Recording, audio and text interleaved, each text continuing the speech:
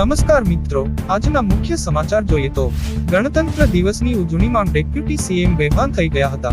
તેલંગાણામાં પ્રજાસત્તાક દિવસ નિમિત્તે તેલંગાણા ભવન ખાતે ધ્વજ ફરકાવવામાં આવ્યો હતો. આ કાર્યક્રમમાં હાજર રહેલા ડેપ્યુટી સીએમ મોહમ્મદ અલીની તબિયત લથડી ગઈ હતી. કાર્યક્રમ દરમિયાન તેઓ બેભાન થયા હતા.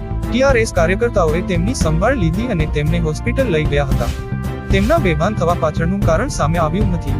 તેમની સારવાર ચાલુ છે. તેમના બેભાન થવાનો વિડીયો સામે આવ્યો છે. ત્યારબાદ નામ સમાચારની વાત કરીએ તો દ્વારકા જગત મંદિર પર તિરંગો લહેરાવ્યો. ગુજરાતમાં રાજ્યકક્ષાનો પ્રજાસત્તાક દિવસ આજે 26 જાન્યુઆરીએ જૂનાગઢ ખાતે ઉજવવામાં આવ્યો હતો. જો કે ગુજરાતભરમાં અનેક કાર્યક્રમો થકી રાષ્ટ્રીય પર્વની ઉજવણી કરવામાં આવી હતી. દેશભક્તિના માહોલ વચ્ચે દ્વારકા જગત મંદિર પર ધ્વજા લહેરાવવામાં આવી હતી, જે તિરંગાના રંગમાં જોવા મળી હતી, જેનો વિડીયો સોશિયલ મીડિયામાં વાયરલ થયો છે.